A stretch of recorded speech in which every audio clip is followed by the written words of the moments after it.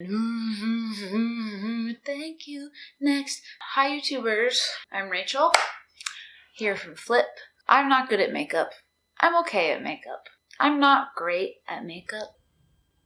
But I do know a lot about landlord-tenant law. So I am going to embarrass myself with my makeup skills while also attempting to educate you about how to navigate negotiating your lease renewal and possibly a rent increase with your landlord. Let's begin. The first step is getting your greasy hair out of your face. So we're just gonna pop that back. If you're facing a lease renewal or a rent increase negotiation, know that it's very common. Typically, the reason why you may have your landlord saying they're gonna increase your rent, it's a situation like this. You've lived in an apartment for a lease term, usually a year, 12 months. You like the apartment. You, after 8 months in the apartment, finally have some semblance of interior decoration instead of just using large cardboard boxes for furniture. Let's see, it took you 8 months to furnish it the way you like, and 4 months later the lease is up. You might want to stay. Now that your greasy hair is out of your face, we're going to start with some primer, which is perfect because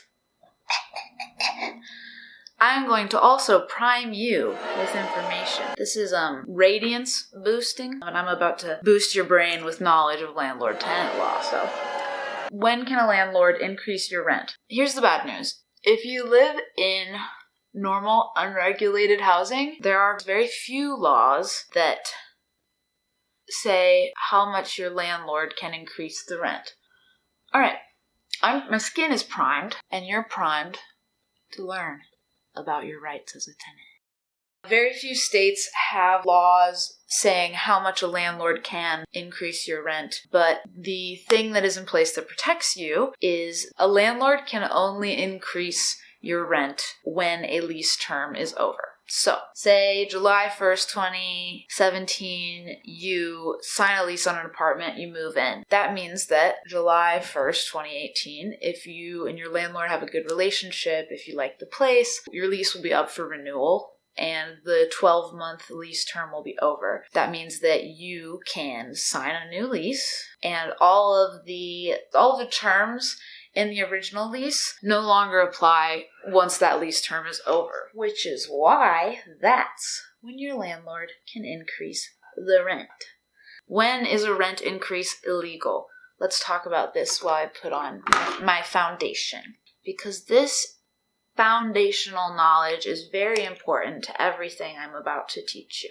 A rent increase is illegal if it is during the term of your lease, unless there's a clause in your lease that says they can raise your rent whenever they want. That's another reason why you should read and understand your lease before you sign it, because if you sign a lease that says your landlord can increase your rent whenever they want, you are not in a great situation to start with. In fact, you'll just be shit out of luck. Another situation in which a rent increase is illegal is if it is in any way discriminatory. There's federal law, so that applies in all 50 states, that protects people from discrimination in housing. It's called the Fair Housing Act. So if you feel that your landlord is raising your rent in an attempt to be discriminatory against you, that would be illegal. Discriminatory or retaliatory. Now, retaliatory rent increases. In a landlord-tenant relationship, your landlord has certain responsibilities and you, as the tenant, have certain responsibilities. If you have made valid complaints about the quality of your living situation and your landlord doesn't want to fix them, so he tries to increase the rent to get you out of there, that's fucked up and illegal. Every state has a version of something called the warranty of habitability. It basically says what your apartment has to be like in order for it to be habitable, like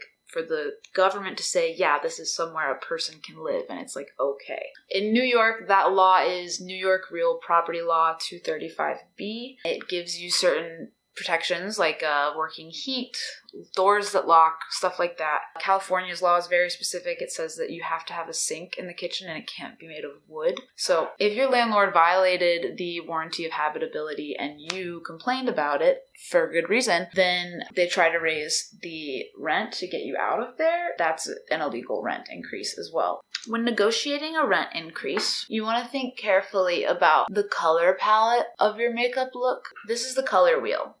Steer away from anything on the cool side of the color wheel. Once your landlord starts thinking about the paper they could make off you, you have lost your negotiating power. So, go to the opposite side of the color wheel. We need reds. It will get your landlord's mind off of the money and onto you. Perfect tenant.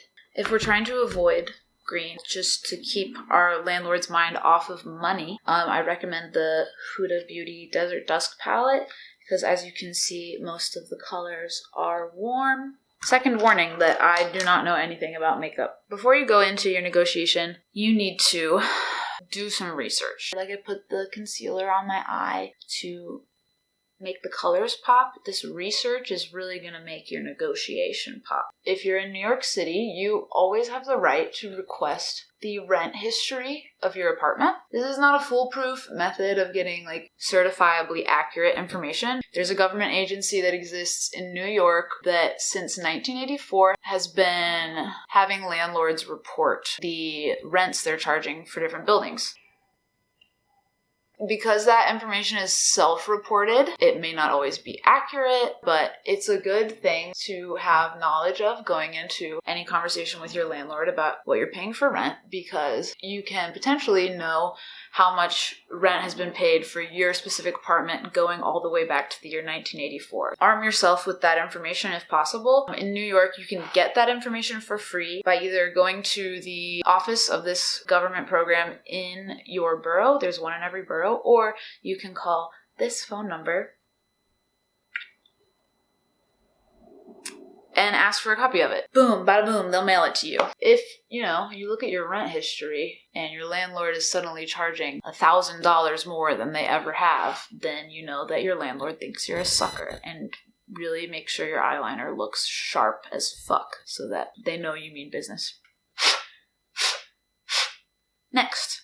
This part's hard. You're going to want to potentially interact with your neighbors. For example, in my apartment building, I know that the neighbors across the hall, their apartment, it's a mirror image of my apartment. But in general, I would feel comfortable walking on over and being like, yo, hey, it's me. Well, how much rent do you pay? Knowing what your neighbors living in similar units pay can be super valuable to you in talking to your landlord about this. If you don't want to talk to your neighbors, I understand that. They've probably heard you doing weird stuff, like vacuuming at 4 o'clock in the morning while listening to Thank You Next by Ariana Grande on repeat over and over and over.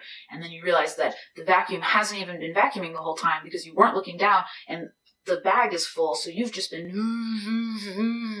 thank you next for an hour and nothing is being picked up off the floor. So maybe you don't want to talk to your neighbors for a reason like that. You should do research on rent prices in your neighborhood on the internet. There are plenty of websites for that. One that I would recommend is Flip, http://flip.lease. That's the website. You can find any apartments that are in your neighborhood and similar square footage or similar setup and see what other people are paying. You can really say to your landlord, you want me to pay $300 more a month? That's crazy. I can move down the block and pay $100 less than what I'm paying right now. So, don't do that last part. Remember when I talked earlier about how rent increases can sometimes be illegal? Rent increases can be illegal, and when you talk to your landlord, if your landlord is a shitbird, they might say something like, "It's legal. I'm not charging you more than the law lets me." That's not a good reason to accept the rent that your landlord wants you to pay. Just because they're not breaking the law doesn't mean that you should be cool with it. Don't let them walk all over you. Knowledge is power. And knowing is half the battle. So, Another thing you need to research is anything you can learn about your neighborhood that you can use. Think about anything you know that may affect the real estate market. For example, here in Brooklyn, we have all been anticipating that the L train, which goes all the way through Brooklyn into Manhattan, will be closing down for 2 years. And last week, Andrew Cuomo announced that it's not actually going to completely shut down. It's just going to shut down like on some nights and weekends for a little bit, and everything's going to be fine. I'm the hero, Andrew Cuomo. I saved the L train. I do know people who preemptively moved away from the L train to prepare for this.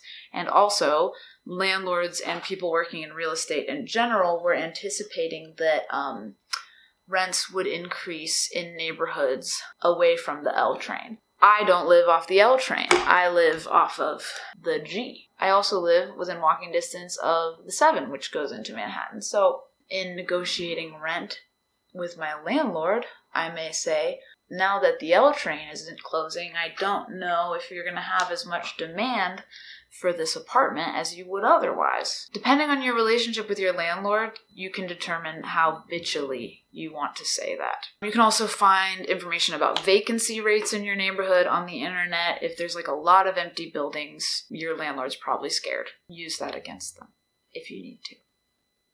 Another tip for the makeup.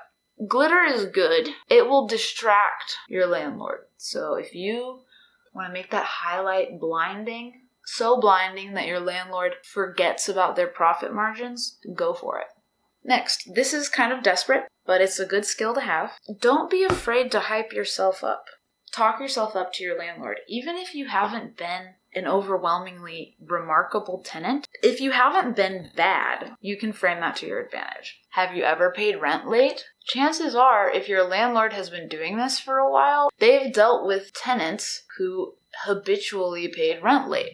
If you've never paid rent late, don't put it on your resume, but your landlord probably appreciates that in some capacity, so don't be afraid to remind them of that. Anytime you've ever been a good tenant, or even just an acceptable tenant, now is the time to leverage that in your favor, because in most parts of life, being simply mediocre isn't notable. But landlords deal with a lot of turds, and not being a turd can get you really far. Depending on your relationship with your landlord, you may want to make your eyebrows more slanty and angry looking. That's totally up to you. I don't know your life.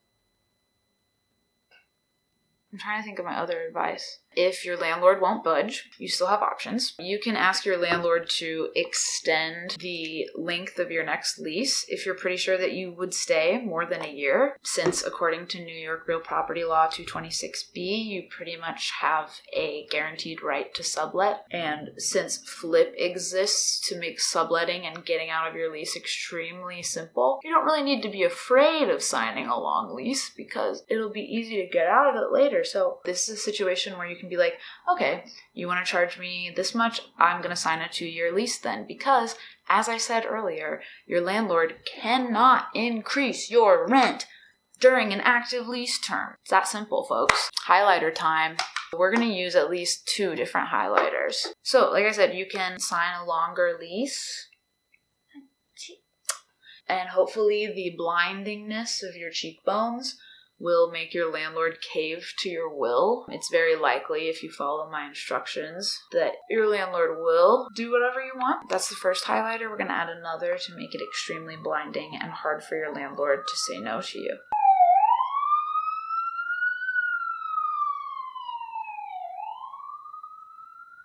You hear that?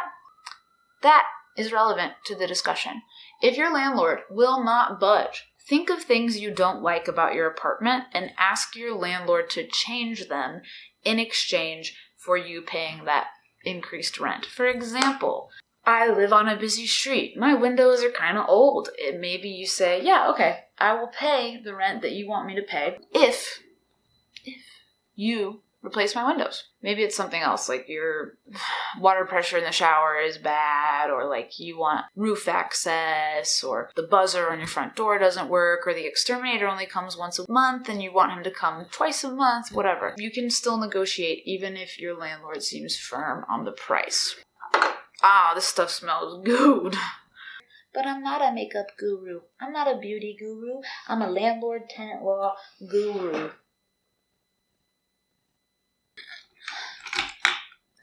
Mascara. And then one final thing. I forgot to mention how you communicate with your landlord about your rent increase is going to depend on a few factors.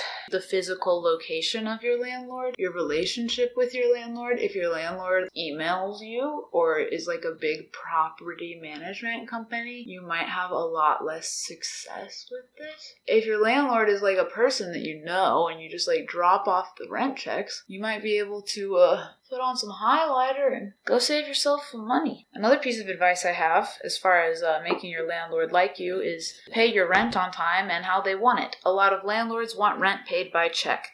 That is stupid. There's a solution. On Flip's website, you can give us a bank account or even a credit card and tell us where your landlord needs the rent check mailed and how much your rent is, and we will take the money out of the card or account you link and turn it into a check and mail it to your landlord.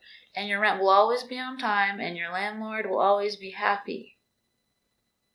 Not guaranteed. The cool thing about that is, like, if you are into points, credit card points, you can kind of go crazy on those, you know. https://flip.lease/pay-rent. You'll probably get enough points to fly to Denmark or something. Meet your internet girlfriend. I don't know. So, in conclusion, we're going to have, like, one final thing. A little bit of extra spice. So we're just gonna go in and do a quick little some forehead art. It's like really trendy right now in the beauty community, especially shouting out your favorite apartment meme account. I don't know how to do this part upside down.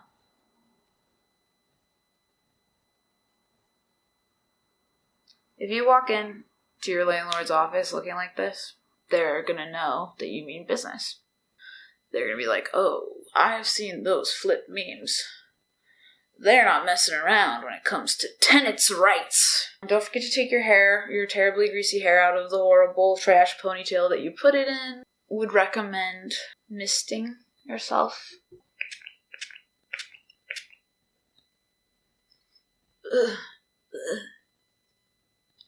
Ew. Oh, it's on my tongue. Oh, it's on my lips. Lips. I forgot about those. Okay, this stuff's weird. Let's do that. Yeah, that looks bad. Okay, our look is complete. Follow Live with Flip on Instagram. We got some really exciting stuff coming to this YouTube channel, so I would recommend that you subscribe.